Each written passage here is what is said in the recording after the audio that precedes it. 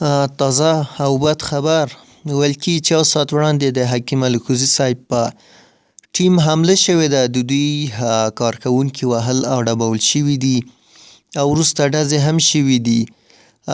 شکر ده، د خوښۍ خبر دا ده چې حکیم صاحب روغ جوړ ده.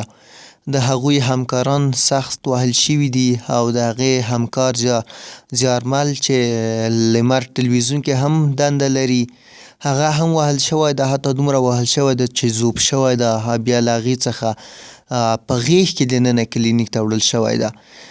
دوی له دولت څخه غواړي چې دولت د دوی د امنیت لپاره خاص اقدام وکړي، مګر دوی خپله وویل چې موږ څو ځلې دولتي ادارو ته مکتوبونه یوړل تر څو زموږ د امنیت لپاره دولت یو کار وکړي، مګر دولت تر اوسه هیڅ هم نه دي کړي.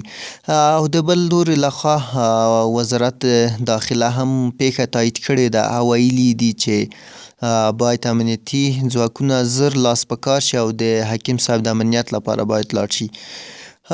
تر اوسه پیښه نه ده معلومه شوې چې دا کار د چا له خوا شوی ده او دوی ویل چې بیرون په زراو کسان دي، نه دوست پکې معلومیږي نه دښمن، چې هر څوک بیرون ورووځي نو د وهلو او ډبولو ورباندې کوي. نو تر اوسه کوم امنیتي ټیم د پیښې ځای ته نه ده رسېدلی، نو زموږ هم له دولت څخه دا غوښتنه ده چې حکیم صاحب څخه ساتنه وکړي.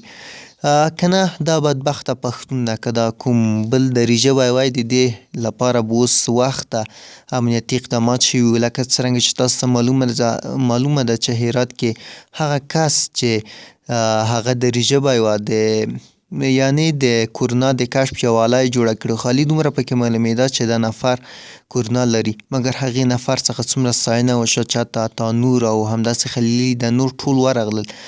دا هغه کس چې داسې درمل جوړ کړي چې ټوله نړۍ به له دې درملو څخه برخمنه شي، یعنې که دا درمل څخه کار واخلي ټوله نړۍ به له کورونا څخه خلاص شي، مګر د دې نه ستاینه وشوله نه کومې رسنیو کې دومره یادونه ترې وشوله.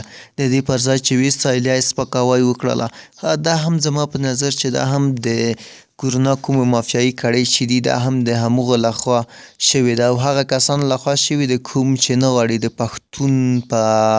پښتون پرمختګ وکړي. تاسو څه نظر لرئ د دې په اړه؟ تاسو په نظر دا پیښه به د چا لخوا شوې وي او ولې به شوې وي؟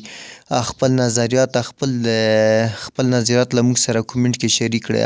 نو د نورو معلوماتو لپاره له موږ سره اوسئ. یو غوښتنه در څخه لرم که تاسو زموږ چینل ته نوي یاست نو له مهربانۍ له مخې چې دا چینل د حکیم صاحب ملاتړ چینل ده، د همکارۍ له مخې زموږ چینل در سره ضروري سبسکرایب کړئ.